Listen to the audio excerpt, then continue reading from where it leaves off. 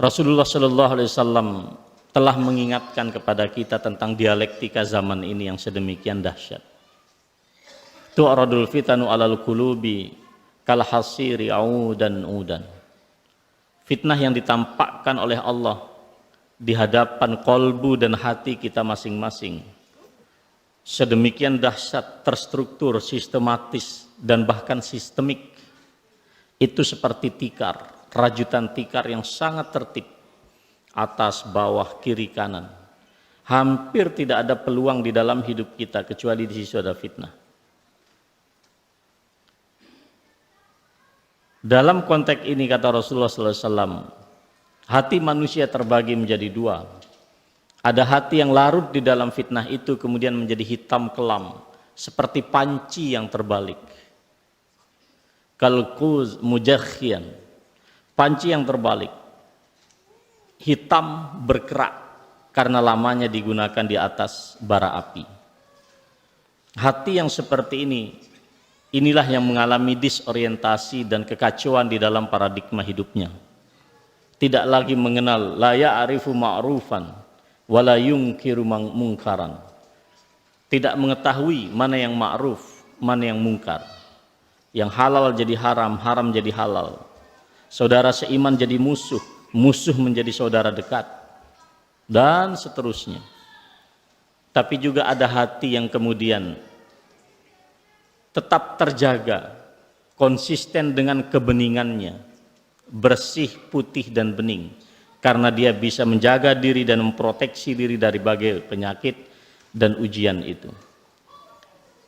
Rasulullah SAW dalam hadis Muslim pun juga mengingatkan kita, badiru bil a'mali fitanan ka qita'il lailil muzlim yusbihur rajulu mu'minan wa yumsi kafiran aw yumsi musliman wa yusbihu kafiran yabi'u dinahu bi aradin minad dunya. Segera kalian melakukan amal soleh, amal kebaikan kata Rasulullah, jangan kau tunda. Sebelum datang kepada kalian fitnah yang sedemikian dahsyat gelapnya, seperti potongan di malam yang gelap gulita. Seseorang di pagi hari beriman, sore harinya menjadi kafir, atau sore beriman, pagi harinya menjadi kafir. Imannya tidak lebih dari 1 kali 24 jam. Pergolakan iman orang hari ini tidak lebih daripada 1 kali 24 jam. Orang menginap saja di satu RT RW, itu ada tulisan itu. Dalam waktu berapa itu Pak? Nah, 1 kali 24 jam wajib melapor kepada Pak RT RW. Ini iman Pak. Yang menarik adalah Rasulullah SAW menjelaskan sebabnya. Hanya satu sebab pergolakan iman yang sedemikian drastis, yaitu adalah yabi'u dinahu bi'aradin minad dunya.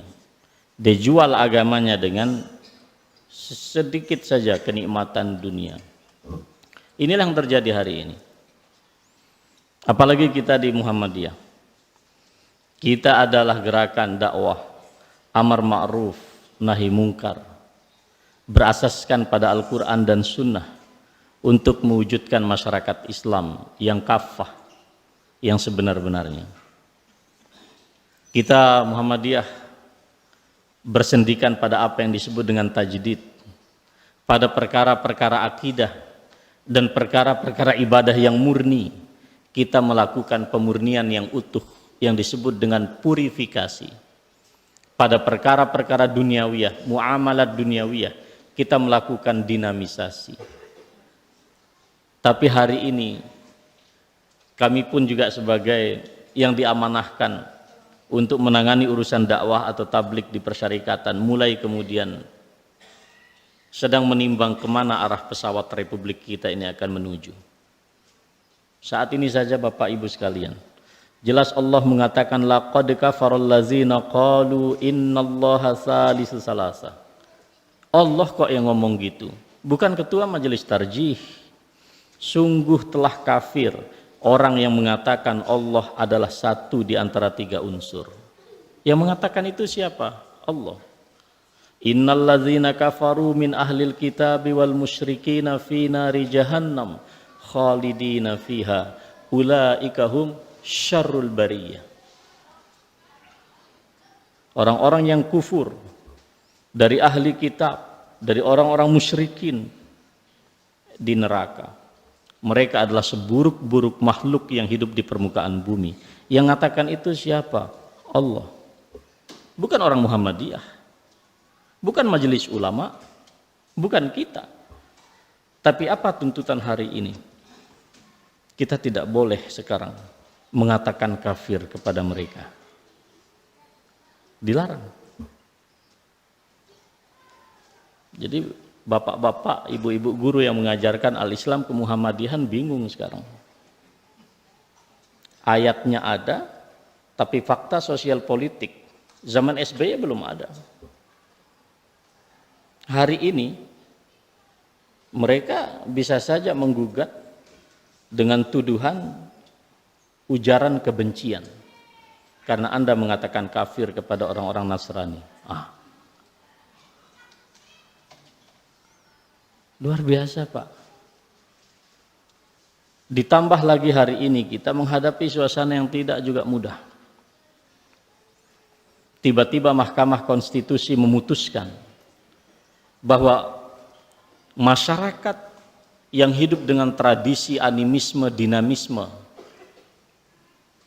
menggunakan pepohonan dan alam-alam ini sebagai media menuju Tuhan dengan memberikan sesajen dan seterusnya.